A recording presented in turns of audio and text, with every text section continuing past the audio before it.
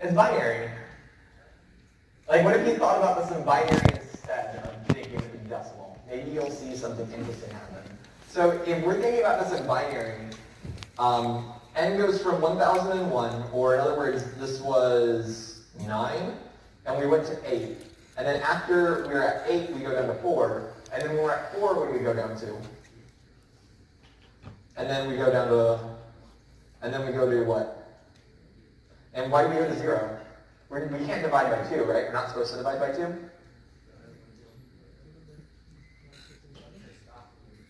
Yeah, but we haven't reached 0 yet. We're at 1. So why do we go to 0? Yeah, because it's not divisible by 2. Because we do n minus 1, so we end up going n to 0, and then we stop. And so we ran how many times? 1, 2, 3, 4, 5, 6 times. And then n is 9. So I had some people say n squared. A lot of people actually said n squared for this algorithm. And the thing is, I'm not really running anywhere close to n squared in just this input alone. What if I did something larger? Let's go ahead and do, I don't want to like do anything enormous.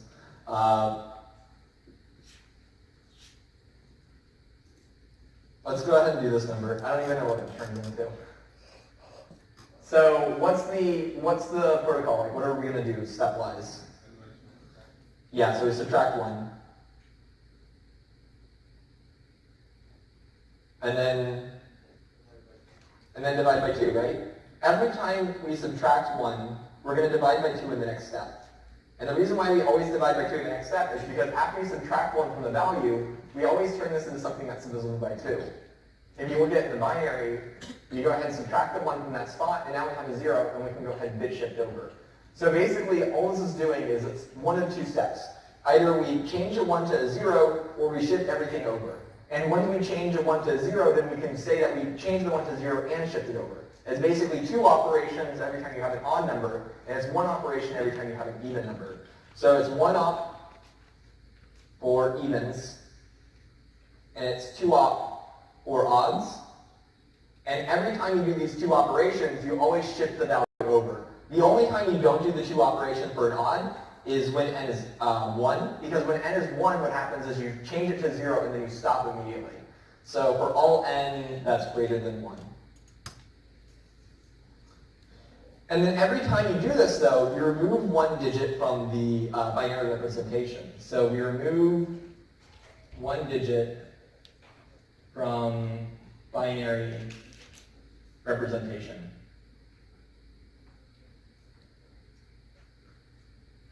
So that means that the total number of times we end up doing this is based off of the size of the binary representation. So does anyone know how they can say what the size of the binary value will be? Yeah, how many digits does the binary value have?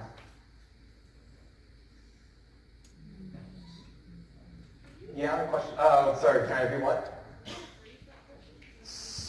So the number of operations between doing the even and odd, in either one of these situations, I either do 1 or 2 operations to remove it. So the number of operations is going to be 1 to 2 times the length of the number in binary. So I want to know what the length of the number, given n, what's the length of it in binary to determine how many operations I do total.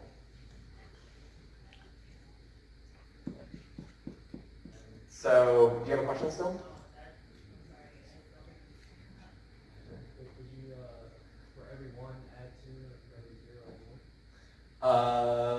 Yeah, sort of. So every time we have a 1 inside the binary representation, we do 2 operations.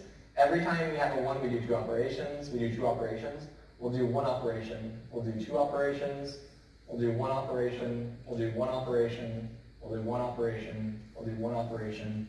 And then the last one will always be 1 operation. And the reason why is because once we subtract 1, we end up halting.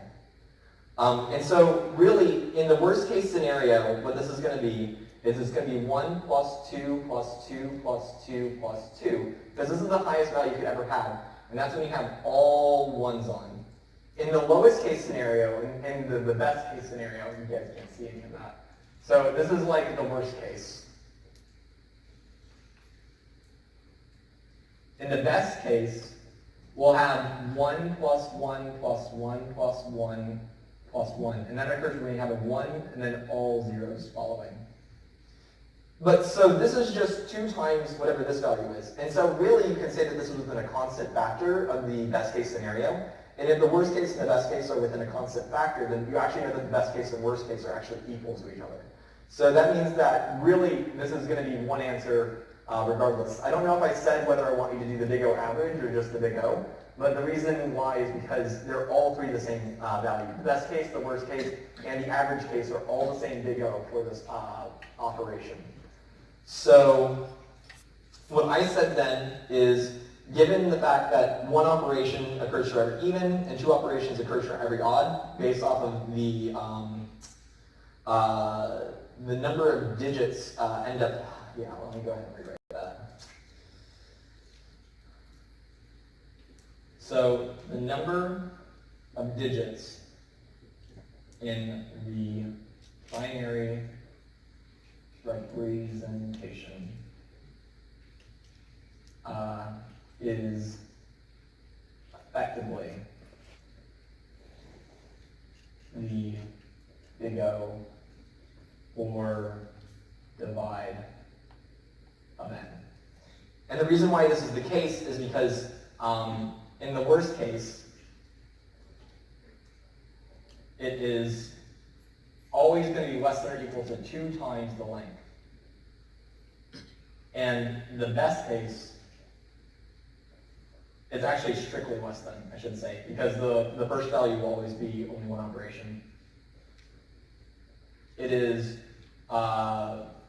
equal to exactly 1 times the length.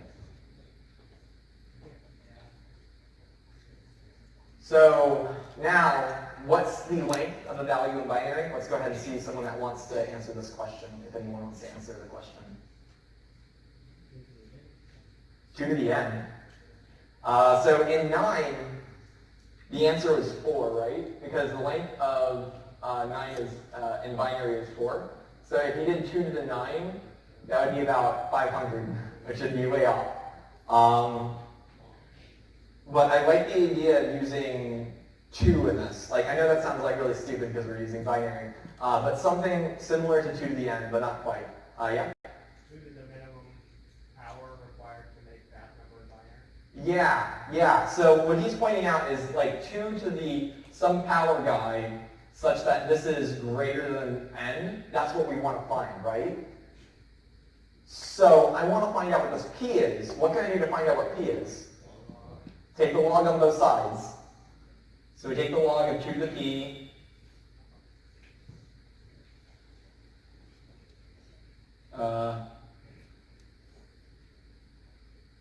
But the idea is like if you add 1 more to p, it would be like well over, or if you add if you add 1 to this value, it would be over it. And so really we can say it's like approximately equal to this value.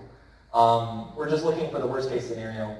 So really it's just p plus 1 is equal to, or I want to say p is equal to, all right, there we go. So p is less than log of n plus 1. And the reason why is because the idea is that this p is chosen here such that it's the smallest integer that this ends up being the case. So when you add 1 to this value, then p ends up becoming smaller. And the thing is, this plus 1 is non-dominant, so really you just need to worry about this log of n term.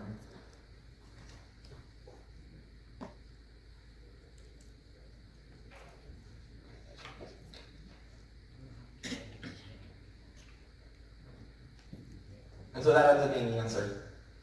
And I know that's crazy, that like you have to do all this work, but really you don't. There's another thing you can go about that can get you this answer. So what you can also do is you can say that the expected value of n is equal to the expected value of n minus 1, 1/2 probability, plus 1/2 the probability of the expected value of n divided by 2. Because half the time you reduce by 1 in your repeat, and the other half of the time you divide by 2 in your repeat. And then you perform 1 extra operation on top of this. And so what you can end up doing is you can turn this into a recurrence relation. And you can actually create an even worse recurrence relation to go ahead and create the upper bound of this. And the worst recurrence relation you can end up creating is by saying that instead of this is 1/2 of e of n minus 1, this is 1/2 of e of n. So you can say e of n is less than, so I'm going to go ahead and find an upper bound for this, 1/2 e of n plus 1/2 e of n divided by 2 plus 1. And this is going to give me an upper bound for e then. So now to solve this, I end up subtracting the 1/2 e of n over to the other side. And I have 1/2 e of n is less than 1/2 e of n divided by 2 plus 1. And so now I multiply everything by 2, and I have e of n is less than e of n divided by 2 plus 2. And now you just solve this recurrence relation. And to solve this recurrence relation, you have e of n is less than e of n divided by 2 plus 2. You go ahead and find out what e of n divided by 2 is, and you get e of n is less than e of n divided by 4 plus 2 plus 2. You go ahead and find out what 4 is, and you get e of n is less than e of n divided by 8 plus 2 plus 2 plus 2. And you'll probably see the pattern here. So e of n is less than e of n divided by 2 to the k plus 2 times k. And so now if you go ahead and let n equal 2 to the k to go ahead and get us to basically the 1 value, which we know the 1 adds 1 extra operation, we'll find out that because n divided by 2 to the k is equal to 1, that means n is equal to 2 to the k, so log of n is equal to k. We go ahead and say then e of n is going to be less than e of 1 plus 2 times log of n. And then this e of 1 turns into a constant 1 because it's one operation to change it. So e of n is less than 1 plus 2 log of n.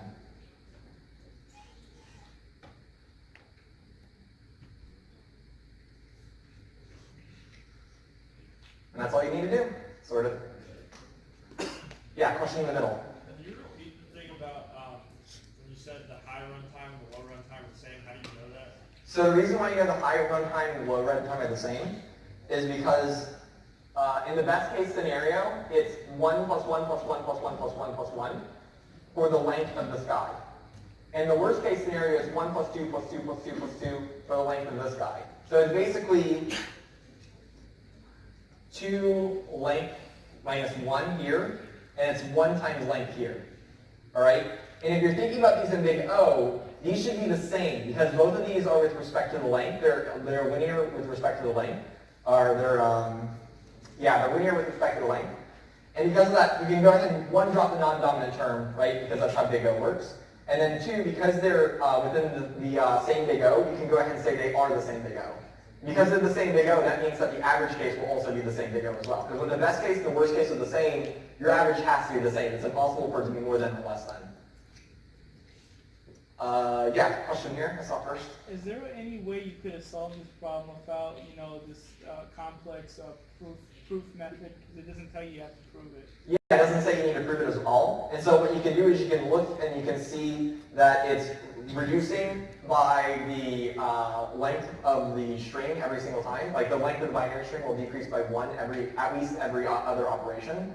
And because the length of the binary string is going to decrease every other operation, then it's going to be with respect to the length of the binary string. I went ahead and showed how you can derive that. Like if you just had no clue at all, you could just write out values and eventually, oh, this is what's happening. But if you have the ability to go ahead and look and say, this is dividing by 2, that's what's going on, you can go ahead and do it. And one of the reasons why you're able to do this probably more easily in this class than in other classes is because I've gone over how to recursively solve the binary string problem, taking a decimal value, converting it to binary string. You basically do the exact same methodology here that you would do for the binary string conversion. In fact, what I did was I just took the binary string column and I removed a lot of the superfluous code and I just said, we have this recurrence structure, what's the solution to it, what's the runtime? So really I've gone over this problem in class, just I call it something different.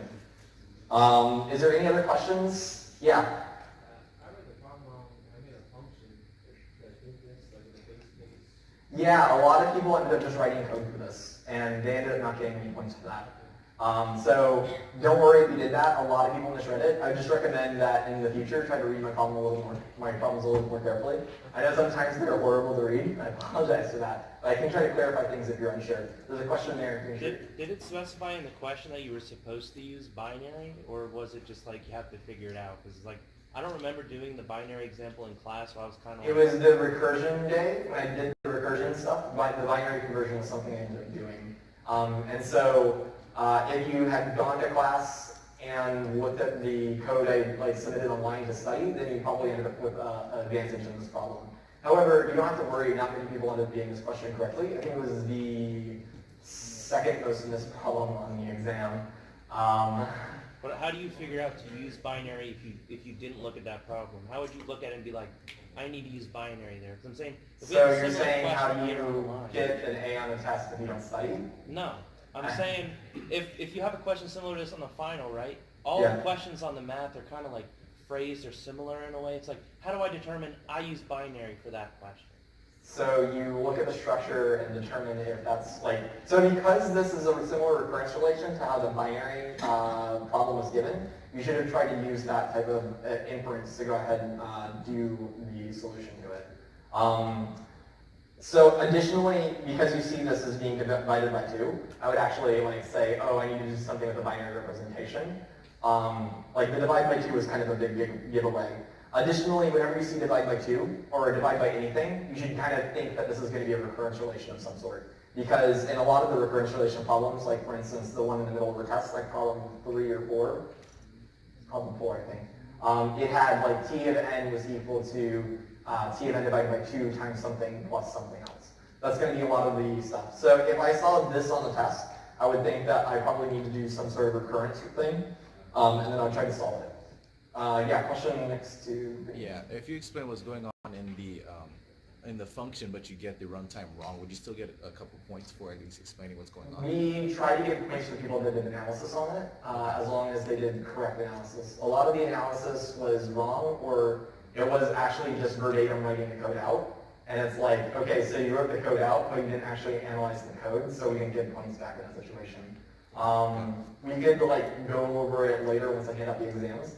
Unfortunately, I need to sort through half of them, literally, and hopefully I'll have those finished by, if not next week, then the week after, but hopefully next week, because I think I have free time this Saturday where I can probably just spend all day sorting and stapling. Sounds like a great job. Any other questions? I hate sorting. All right, yeah. I did talk to TAs about them. I don't know when they're going to get it done. I'll try to grade it myself, oops. There'll probably be something else I'll do on Saturday, if I can get to it. But the answer is, no, I don't know when they're going to be done. Yes, I have talked to the TA about it. All right, let's go ahead and work on what we're actually supposed to be talking about today, which is going to be stacks, not stacks. Why did I say stacks? It's probably because there's stacks on the homework assignment. It's going to be linked lists, which are basically stacks.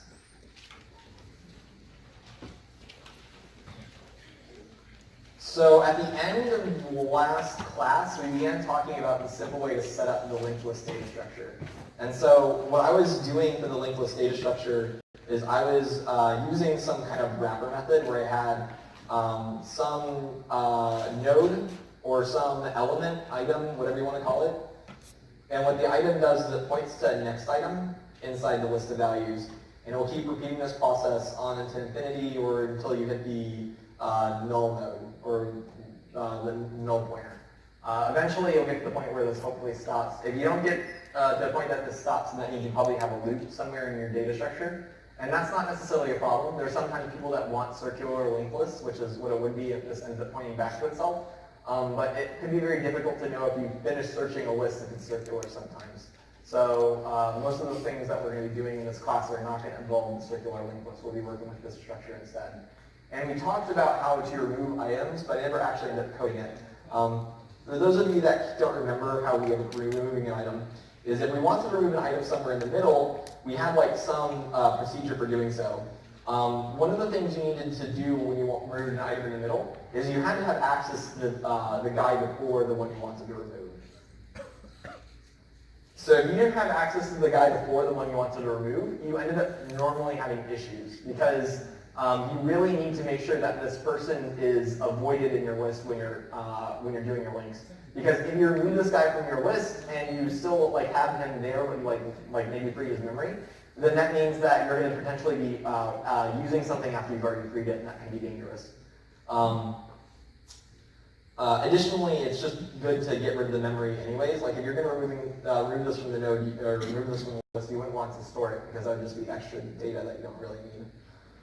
So in order to remove, what you do is you take the guy that's, we can consider this as like the head, and we'll commonly use this term to refer to the beginning of a linked list data structure. So we have the head of the linked list and we want to remove the second node, is what you can always end up reducing this problem down to.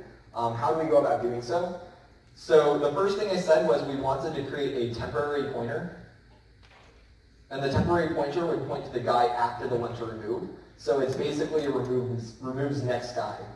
Remove arrow next is what the temp is set to. And now that we have this temporary pointer that's pointing to the thing that's after it, what we can do is we can remove the person we want to remove without any issue at all. So really this remove though, I should have probably said is head arrow next. So it's like head next next is what you end up setting as your temp guide. And then what you want to do is you want to free this remove person. Now you can have the remove inside your code. Like you can make a variable that points to remove, so that way you can go ahead and do it all from the remove perspective rather than using the head perspective. So this would be correct if you had it coded that way. But if hypothetically we didn't want to create the pointer because, I don't know, we're afraid of like making extra variables, you could go ahead and use the head arrow next to go ahead and do all this stuff instead of using the remove. But the remove saves me a little bit of time, which is why I'm going to refer to it instead of using head next. So what we do after we set up the temp is all we need to do is free the remove data, and then you go ahead and update the head's next guy. So head next should no longer be removed, so we need to update it, and we go ahead and say head next is equal to temp. Now, let's go ahead and do something real quick. Why would it be bad to, instead of saying this, if I said remove equals temp? What logical fallacy could I end up encountering here? So, yeah, technically I said, imagine I'm not using remove. Let me go ahead and do this as a different example then. So this is not something I can do. Suppose instead, for the remove code, I ended up doing the following.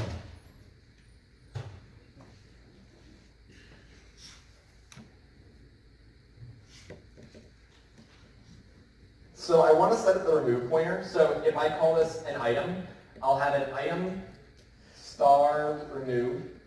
And I'm going to go ahead and set that equal to head arrow next. And this is, again, I'm not removing the head of the linked list. Removing the head of the linked list will be a little bit more challenging, and I'll go over that later.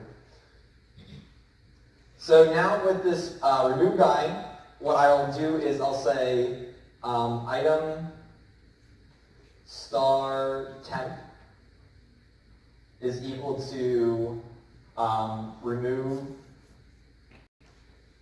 arrow next.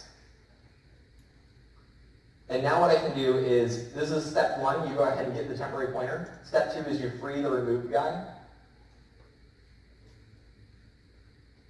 And then so step one, step two, step three is we update the pointer. So we have the head's pointer now moved.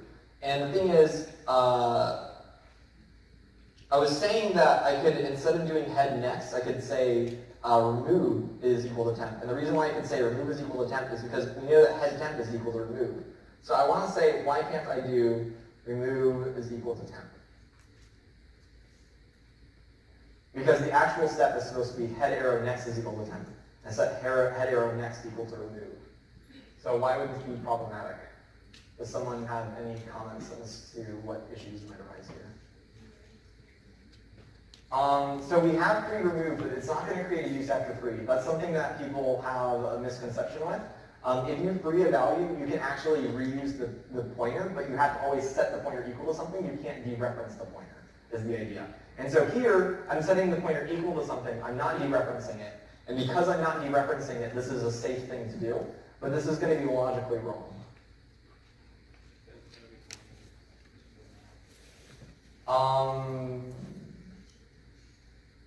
Kind of. So what is actually happening here picture-wise is I have the head guy. So you can imagine that I have some head that points to this guy. This is the head variable. And now I have a remove variable. And I'm setting that equal to the next guy after head. And I want to remove this element. And now I have the temp variable. And that's equal to this guy here. And so what this is actually doing by saying remove is equal to temp instead of doing the head next is equal to temp is I'm not actually changing this guy's pointer here. Instead I'm changing this guy's pointer to point there. This is what's actually happening at 1. And so the issue is I haven't changed this pointer. I instead went ahead and said remove, you're no longer pointing to the remove guy. I said remove, you're now pointing to the temp guy. And that's not good. Having this guy point there means that I'm having this deleted node still, I have this deleted node still inside my linked list. And so that would be a bad thing to have happen. And this is why this is logically wrong.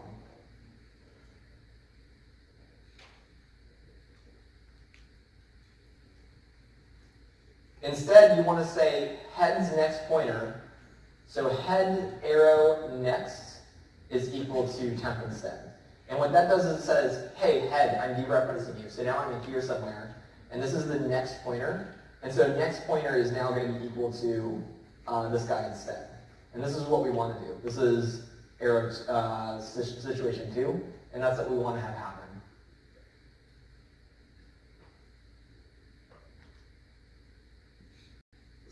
So yeah, this is bad. This is correct.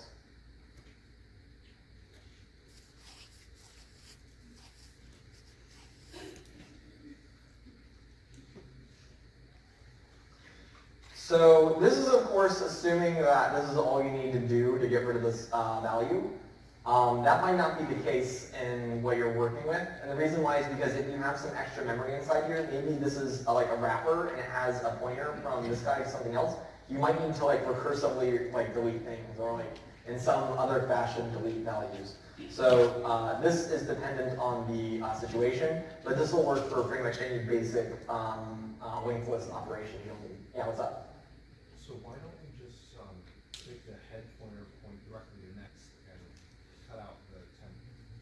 So the head pointer point directly to here. Yeah, and then remove the removal. So you could do that. If you have the remove guy, you could go ahead and say head next is equal to remove next, and then you could go ahead and remove the remove. Like that would be another option. Like this wouldn't would be necessary inside the example based on the way I described it.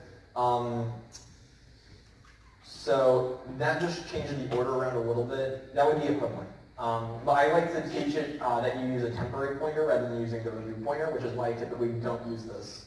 That's why I said, again, like you might have this, you might not. It depends on your implementation. So the answer is yes, you can do that. There's multiple ways to code something up though. So just whatever works for you, whatever you understand is really what you should be doing. I won't force you to code one way or the other. Is there any other questions on this right now?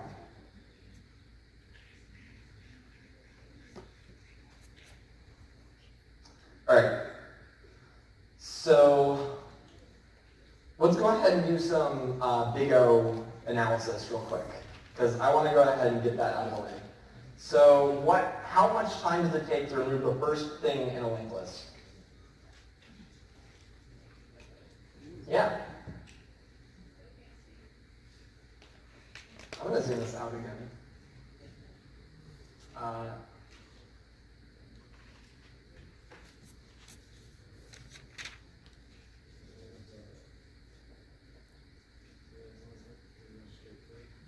So if our head points directly to the element, it should be order 1 term because all we need to do is somehow update the head to point to the next guy and then delete the old head.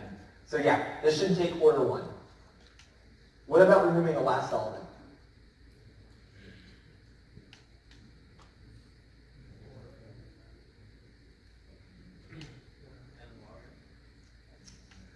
So it shouldn't take n log n. And the reason why it should never take longer than n, because the thing is, you can go ahead and get to every element in the linked list. You can create basically a new linked list in order 1 time by just moving to the next element. And that means you can move anywhere you want to in the linked list, always get to a position, and then use the remove by head or order 1 operation to go ahead and delete it. So moving through the linked list should at most take n steps. And then in the worst case scenario, then it should be order n to remove the last element of the linked list. So the reason why I say in the worst case scenario, it's going to be order n to remove the last element of the linked list. What do you guys think the best case scenario would be?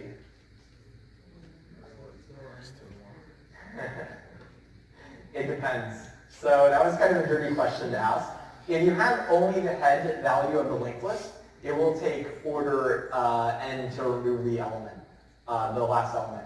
If you have a pointer to the last element of the linked list, it will take order 1 to remove it. But then the issue is how do you get the next element, like the last element that is in the linked list currently? And the answer is, well, it's really hard to get that unless you have what's known as a AA linked list, which I could probably cover those today, and I will. So it really depends on your linked list implementation based off of what I described so far.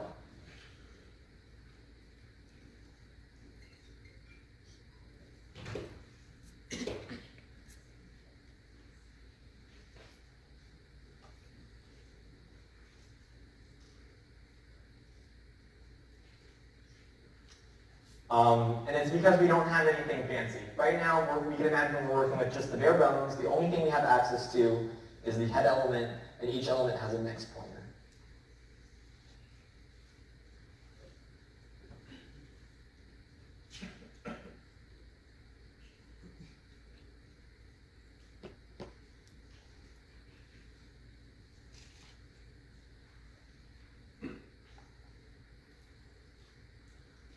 All right, so what about removing an element by value?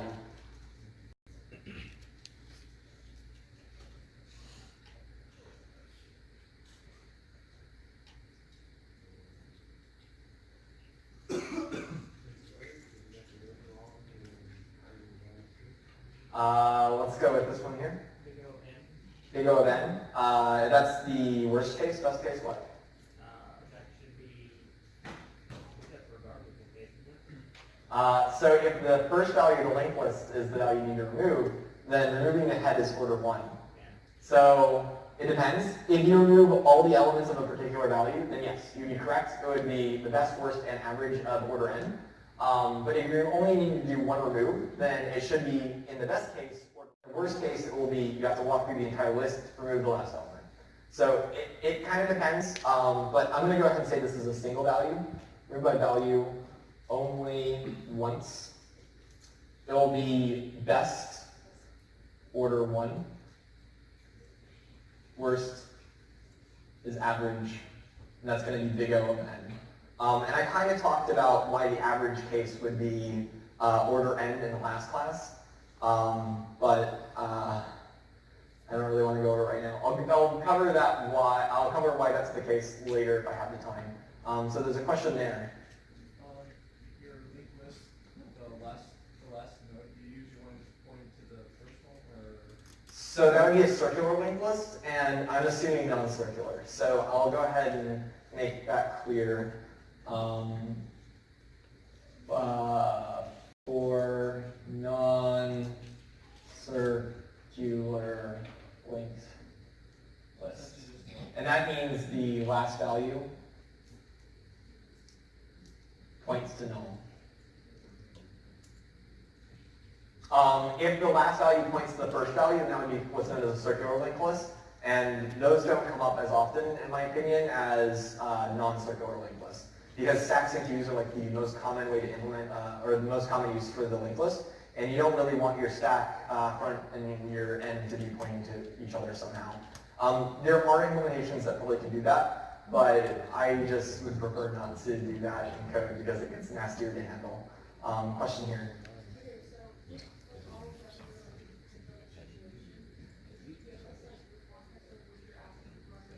I'll probably say for non-circular linked lists, single links, sorting by or inserting by value, or inserting into a sorted linked list. I'll try to explicitly say what's going on. So I do want to clarify though that based off of your implementation, it can change. And so because of that, it's kind of horrible to say what a linked list runtime is without thoroughly analyzing it first.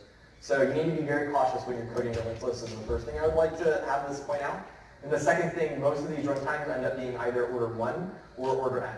There's not much in between. Yeah, question there? What methods should I be implementing if I have to stick a node in at the end? If you have to stick the node at the end and pull it out. So you normally want to have a doubly linked list if you're sticking it at the end and pulling it out. And the reason why you would want a doubly linked list at that point is because in order to remove from the end, you want to be able to update what your back pointer is.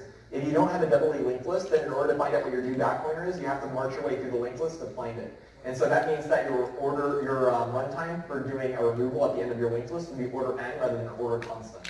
So having the doubly linked lists are very useful, and I'm going to go over how you do them in a moment. Yeah. Yep. It's having a next pointer and it's having a previous pointer in each one of your nodes. And then if you want to, you can have access to both the front and the back pointer at the same time. So it's like 4 pointers you'll need to be considering in that case. You know what, why not? I'm going to go ahead and go over doubly linked lists right now. And because that's something that's coming up a lot, talking about these. Let's do the insertion. I'll do the insertion and then we'll do doubly linked lists. So doubly will be here.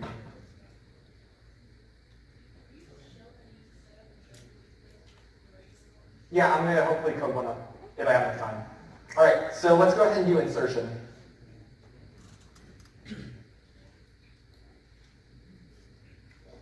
So we're going to insert at the end. What's the runtime for inserting something at the end? And this is assuming that it's non-circular. We're going to assume that it's singularly linked, and we're going to assume that we only have the head pointer. N. What about inserting at the beginning? What's going to be the runtime? Yep. What about inserting at a index that's specified? I say I want you to go some index into the linked list and insert value. Order index. Yeah, it's order of the index that I give you, right? Yeah. So you have to basically march your way through the linked list until you get to that position, and then you do the insertion. So inserting by index, it really just depends on whatever index you're given. It could be order 1, it could be order n. And in fact, the average case for inserting by index will be order n.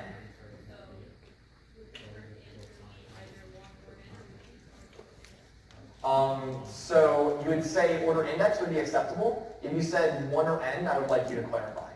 I would prefer order index, or if I said you have to use, you can't use order index, if I said something jerky like you have to use terms of 1 and n, you'd have to say that, well, I don't have either enough information, or I'm asking you for the average runtime, because the average, or if I ask you, So say if you didn't ask me that, you'd be like order 1 for this case and order n for this case, and that'd be acceptable? yeah, so the best case is order 1, the worst case is n,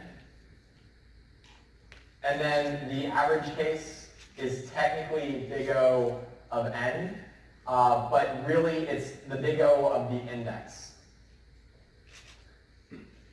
And the reason why the average is considered big O of n is because the insertion could theoretically happen anywhere inside your linked list. And because it could happen anywhere inside your linked list, then that means either it could be 1 step into the linked list, it could be 2 steps, 3 steps, 4 steps, 5 steps, all the way up to n steps. So it's going to be the summation of 1 to n, and then all of that divided by n, because each one is equally likely of occurring, and that means that it has a 1 in n chance of occurring.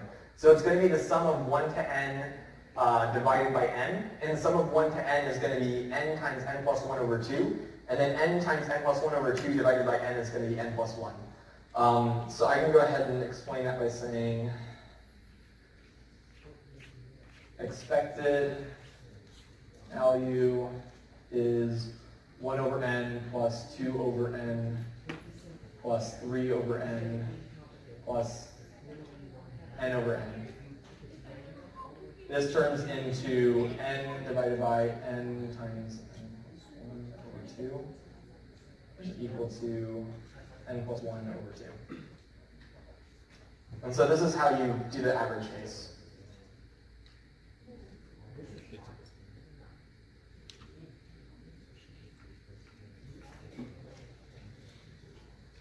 All right.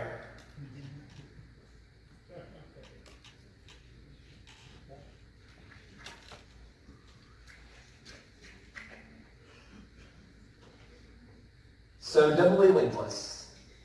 So your items are a little bit different. And here, your structure before had just a pointer to the next item, and then it had a value. Now, instead, our item will have a pointer to the next value, a value itself, and a pointer to the previous value. So it has, we can imagine, struct item bracket has struct item star next, struct item star previous, int value, and that's it. Of course, like, if you're using a wrapper to go ahead and represent your struct, this could be anything you want. This is really just whatever you need.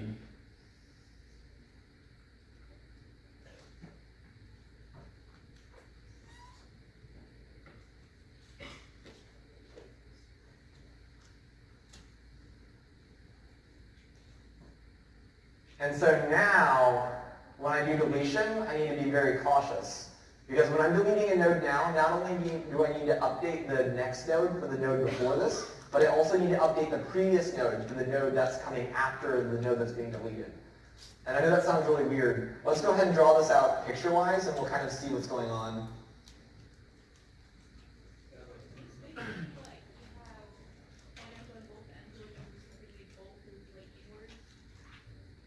Yep. So this one will go to this guy here. This one will go to this guy here.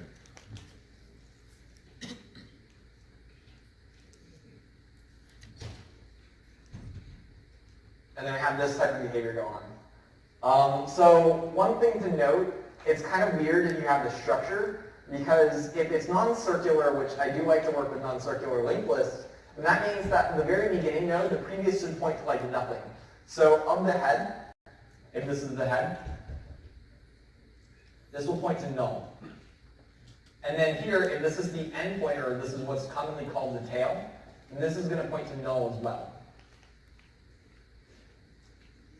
Now this isn't going to be obviously what your linked list will look like always. I mean, it could either have more elements, it could have less elements. If it's empty, then that's going to be interesting looking. But yeah, so this is kind of what a doubly linked list will look like picture-wise, like at a high level. And you can imagine that this has values associated with it. So this is like 1, 3, and 8. All powers of 2. All right. So now what I want to do is I want to remove node 3 because I just realized it's not a power of 2. How do I do that?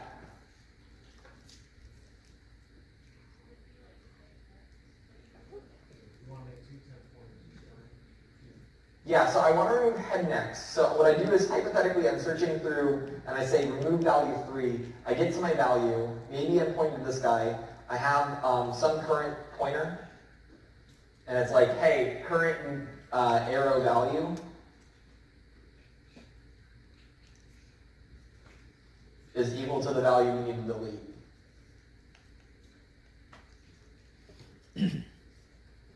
And this is like, we reached the condition for deletion. So now we need to do something in here.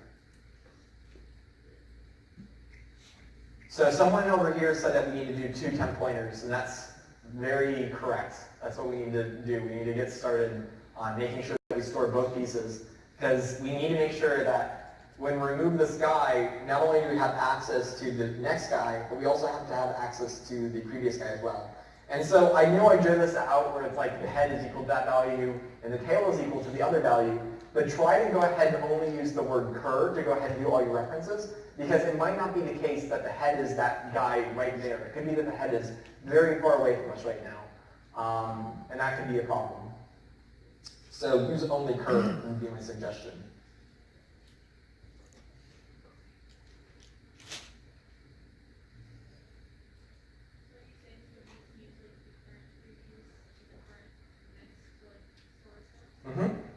Yep, exactly correct. So cur previous and cur next will be our two temp values. So I call these struct items. So I'm going to go ahead and do the same thing here. I'm going to have item star temp 1 is going to equal to cur next value. And then item star temp 2 is equal to cur previous value.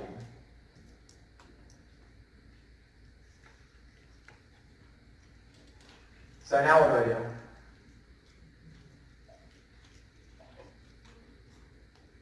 Yeah, we delete cur.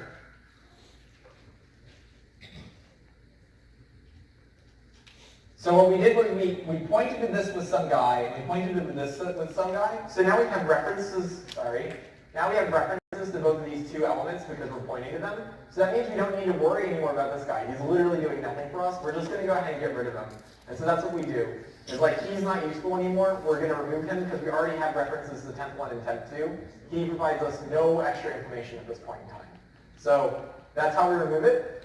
But now the issue is these two guys are now pointing to like removed memory. Like we're still pointing to this guy, and this guy is still pointing to the tail is still pointing to the element we removed. So this is not good. We need to update those two guys. How do we do that?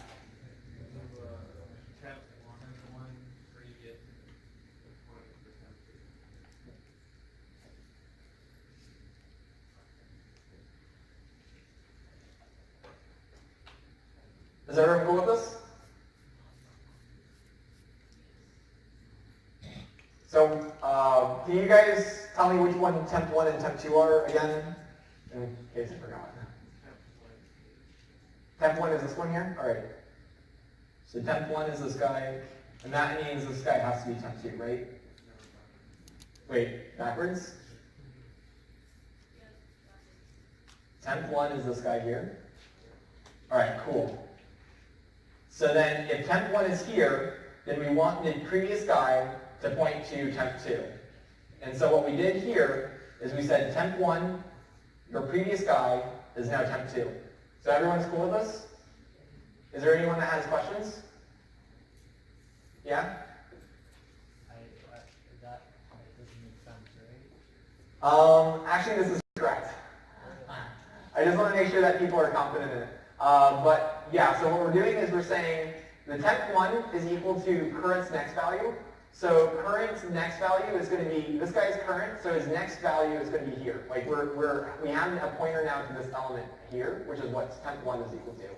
Temp 2 is also a pointer, and what it points to is it's pointing to current's previous value. So this is current, its previous value is this one over here. So temp 2 is pointing to this element here, and temp 1 is pointing to this element here. So now when we remove this element here, we need to update temp 1. And the value we need to update of temp 1 is its previous pointer. Because this guy here is pointing to the wrong guy, and this should be the pre. And this is the next. This is the P, this is the N, this is the P, this is the N. So we need to go ahead and say, temp 1, your previous value is no longer current. Temp 1, your previous value is now temp 2. So temp 1, your previous value is now temp 2. And that's what we have here. Is that still a little unclear? Maybe a little bit. All right, what's up? Can you show that again? So the element, the pointer that's in the temp 1 that's wrong right now is the previous pointer. Because the previous pointer is pointing to something that's been deleted. This is not here anymore.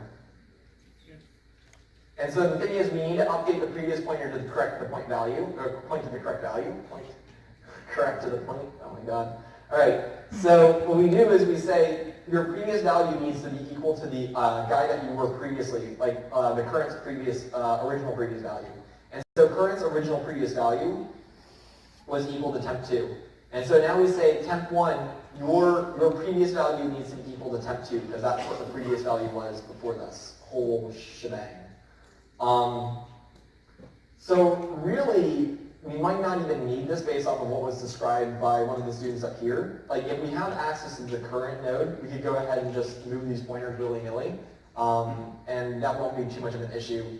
But this is, in my opinion, a safer thing to do than the other methods, because it's like a little bit more rigorous. So there is going to be one minor issue with this, and it's going to be an implementation detail, and hopefully I'll be able to show you guys that in practice today. So this is going to be good enough for now. What else do we need to do though besides this? There's something else. Oh, there's a question over here first. Yeah, I know for the last example, I pointed out that you don't really need the temp. I mean, for this example, if you get into the temp, you could just logically do from tail, point, have it previous. So I was saying, hypothetically, if you don't have access to the tail pointer, then it might be difficult. Because imagine that we're not near the tail of the head, then it would be hard to do. But yes, you could use the tail of the head in our example that we have above. I was just saying, if we didn't have that, what do we do? And so I'm trying to create something that's more general. That would work in this situation, but it won't work in the general situation, which is why I'm not doing that. There's a question over here. So do you have to do it from the same to the opposite? Yep. Very good. Yep.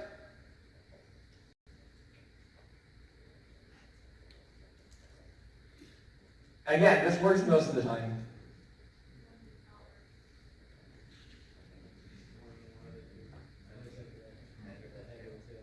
Yeah.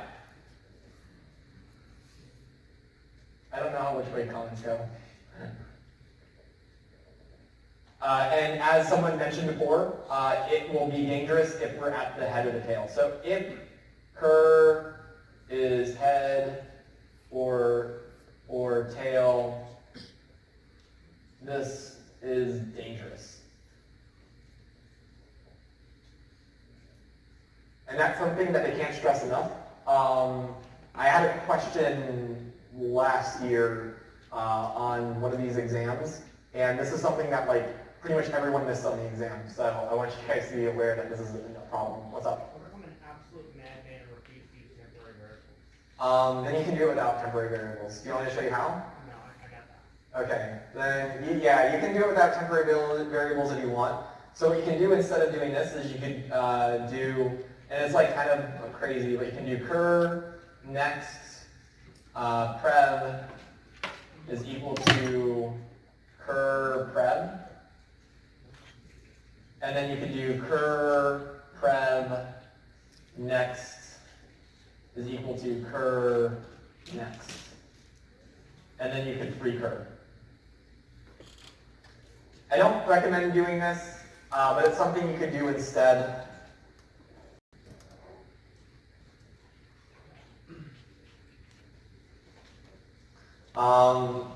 And that works just fine. I don't like it. Sorry.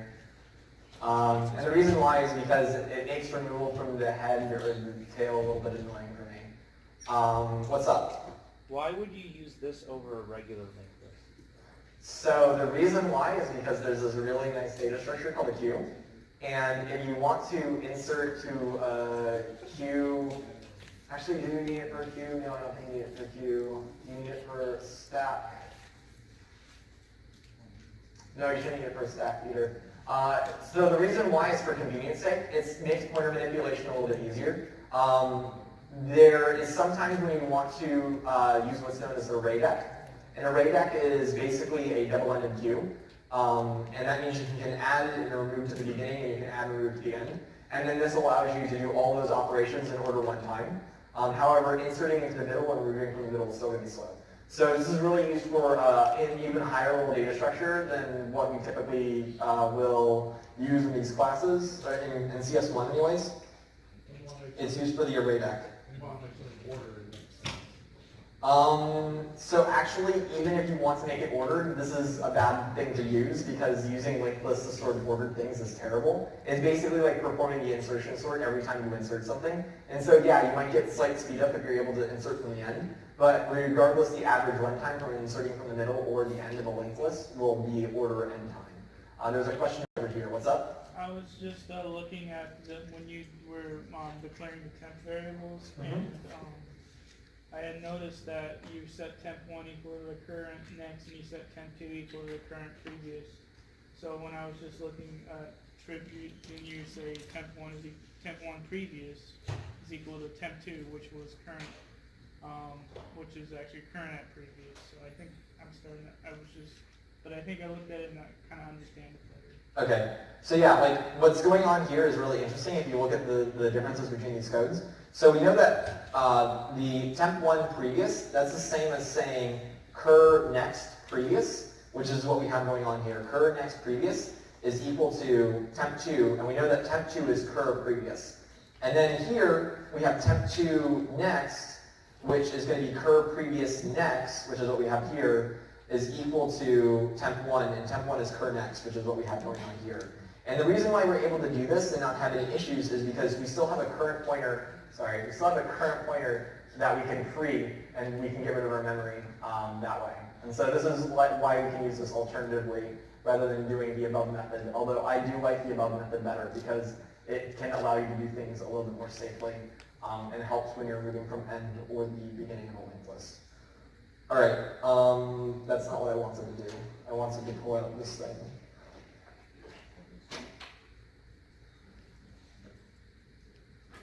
So I showed how to do an insertion at the beginning of a linked list last time, and I was going to code up inserting at the end of a linked list, but I was like, that's going to be too much time. So rather than inserting at the beginning of a linked list, what I did instead is I just reversed the order in which I inserted the nodes. I don't know if you guys remember that. Hopefully you guys don't.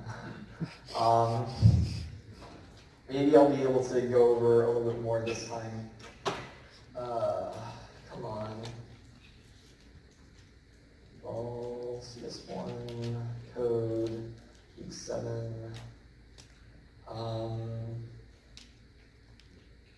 god, I hope we don't open 17 times. Alright, so we're going to copy this. I'm going to paste it.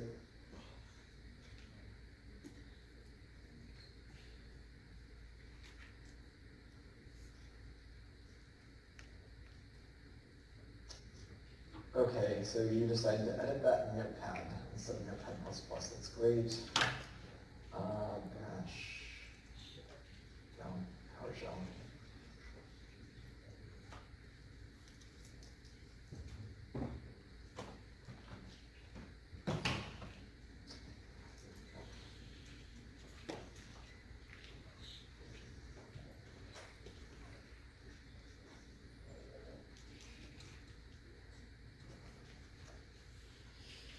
What do you mean there's no such file or directory? Oh, biscuits. It's using the wrong. Can I just like... it's not going to like that there. This was a mistake. Can I give you a helpful tip for that? Yeah, you can. Change your directory before you run back. Oh, you're right.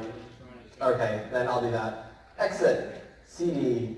Can I do Control V? I can do Control V. Cool. Nope, it doesn't like that because of the spaces. Yep. I hate spaces. Why do I do that to myself? Alright, and now I can bash. Alright, cool. Now I can dir here. I have link things. Oh, that's not good. Why is it a copy? I wanted it to be something else. Okay, I'm going to edit that with Notepad++, and I'll just rename it.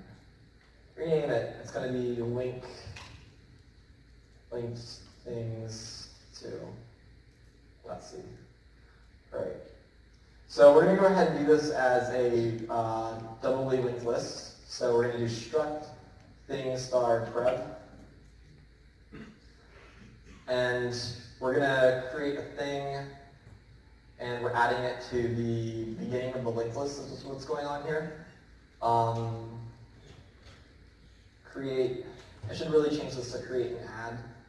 But yeah, we'll just leave it like that. All right, so if ret's equal to null, we do that. We set it equal to the next item. Ret prev is equal to null because this is the linked list first element. And then, so this is inserting to the head of a linked list. So ret next previous is going to be equal to this ret value. So what's going on here is we initialize the value. We go ahead and set up the, I'm going to go ahead and change this from the next item to the old head. This is the old head. And what we're doing is we're making a new head. And so I'm going to change this from ret to new head so that way it's a little bit more understandable. So the new head is equal to this new thing. If the new head was equal to null, then that means we failed to allocate memory, which is very bad. If we did successfully allocate memory, then what we do is we have to initialize this entire data structure. So the new head will create several different things that we end up needing to fix. So the first thing that we need to fix when we're adding something to the head of a double A linked list is we have this guy here, we have this guy here, this is the old head. His previous value is currently null, and he points to some element that we don't really care about, potentially. We might point back to him. Now what we need to do is, this is the new head we created. We need to say that its new head's next value is equal to the old head. And then we need to say that the old head's previous value is not pointing to null anymore, it's pointing to this guy. And then additionally, we need to go ahead and say that the new head's previous element is pointing to null now. So we need to go ahead and do 1, 2, 3, and then we need to set the value as well. 4 different initializations when we're doing this insertion. So let's go ahead and look at what we're doing right now to see if we're missing anything. So we're doing the value, that's one of them. Step 1. We're setting up the next value of this to be the old head, so this is like step 2, I guess. We're setting the previous value to the null, which is step 3. And then step 4 is we're saying that the next value's previous value is this new head. So is there any issues with this that you guys noticed so far? The head doesn't need the old head or the new head. So there's 4 things. One is the value, one is the next pointer of this new one is the previous pointer of this one, and then we need to update the old head's value. So really it could have said old head here, because I decided to do something silly. Old head previous is equal to new head. And so then yeah, this would be exactly what I had written out. I just decided to do some weird indirection stuff. So is there any issue with this?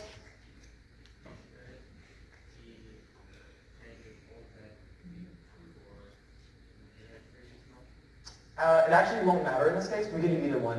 And the reason why it won't matter is because we're not using the pointers of these elements. Like, we're not using the pointer of new head previous or the pointer of new head next to do any manipulation here.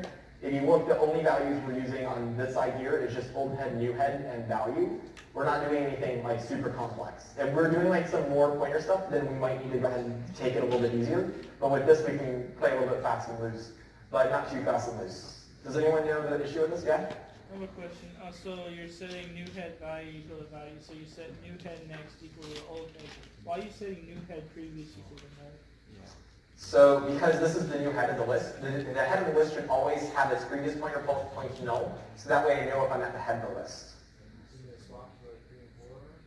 So if I swap 3 and 4 around, this actually won't fix the issue I'm having. I'm just going to head and run this, and it'll crash, and we'll cry. So I'm going to GCC, where this is linked things. Why do you take so long? All right. And so now I should be able to run a.out. And we set default, which is great. I'm going to close this thing out. This is for another class. All right. So we're seg faulting. We can actually probably figure out why if I use valgrind, but I need to GCC with the -g flag. And now I'm going to go ahead and run a.out, and if we're lucky, we'll figure out what's going on.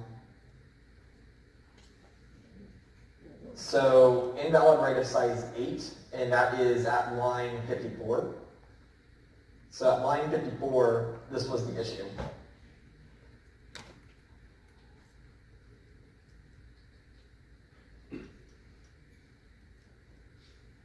So it's not really telling us what the issue is, but it's like, hey, there's a problem. Processing default action of signal 11, access not map region 08. 08 sounds really bad. That means that I'm probably dereferencing null because 0 is null. And so I'm trying to access a really low region memory. So what's going on here is old head could potentially be null. And if it's null, I actually shouldn't be doing this at all. So I need to check first to see if old head is null. And if it is null, then I don't do this. So if it's not null, then I can go ahead and perform this action, and hopefully everything will be okay. So let's go ahead and now try compiling this, and we'll try running it. And now everything works, surprisingly enough,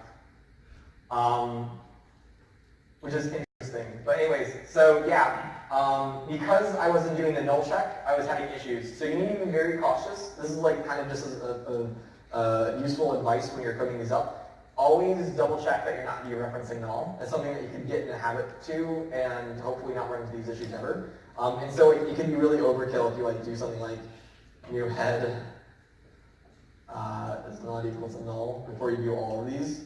But it wouldn't be necessary. And the reason why it wouldn't be necessary here is because we're never changing new head. If you look where new head's being called, we're never like changing it anywhere here. And we already checked to see that if it was null, we returned. So I don't actually need to put this in here.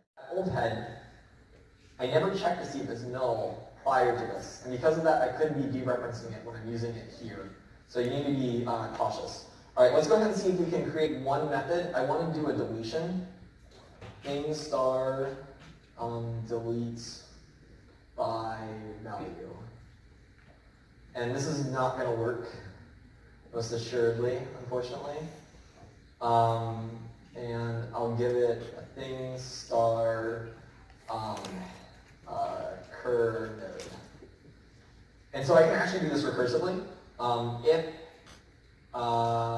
don't know if I need to do a thing star. So technically I can do this as a void, but the reason why I want to avoid doing that is because deleting from the head can be problematic. So if we delete by value, so if cur node value is equal to value, then we want to delete this cur node. So we're going to go ahead and do everything that I talked about on paper there. So I'm going to go grab this as my reference. I'm going to just type up what I have. Cur node arrow next arrow previous is equal to cur previous free cur node. This needs to change to previous. This needs to change to next. This needs to change to next. And this is haphazard, and it will work for some of these, but not for others. And then what I'm going to do is, otherwise, I need to try to delete the next value of the list. So I'm going to start at the head, I'm going to work my way over. So else return deletes by value of value, comma, cur node next. And then what I should do here, after I do this, is I should just return a node. I'm going to go ahead and return null for now, because I don't really know what I want to return. I might know what I want to return later. And so what I'm going to do is, inside this list of values, I want to delete 1 before printing it out. So I'm going to go ahead and print it out once, and then I'm going to go ahead and delete by value 1, comma, and then I'm going to pass in the first element. And if all things goes as planned, which things seldom do that, thank you for proving my point. I got to figure out what I did wrong here. Yep. That's what I get for typing things up as I see them. All right, and then there's still more issues. Delete. Oh, I need to declare this. I need to prototype it. I probably need to do something else. What else do I need to do?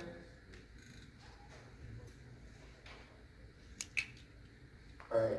Did I successfully do this? Oh, I did. Holy shit. All right. Hey, it works. All right, let's go ahead and do one more thing. Let's go ahead and delete 7 now. 1 minute. All right. Instead of deleting 7, let's delete 9 and 7. Okay, we'll delete 9 first. He knows what I want to do. He's just helping me out. He's a pal. All right, so we're going to GCC this, and we're going to run it. And second fault, fun. So this is because I'm deleting the last element of the list. What I really need to be doing is I need to check that I'm not dereferencing null here. So that's really simple. If cur node next is not equal to null, then I do this. Otherwise, I need to do something fancy. And the fancy thing is not very fancy. It's just cur node. Actually, I don't even need to do that, do I? I can just check that. That's all I need to do. Holy shit, that's easy. All right. And then the last thing I need to do is I need to check that the cur node previous is not null here. And so, yeah, someone pointed out that I needed to try to delete both of those. We'll go ahead and try deleting just one of them first. I hope I actually saved that. Hey, look at that, it worked. And now we're going to delete 7, and we're going to laugh a little bit at ourselves. Or you're going to laugh a little bit at me. So copy this, paste it. I'm going to run it.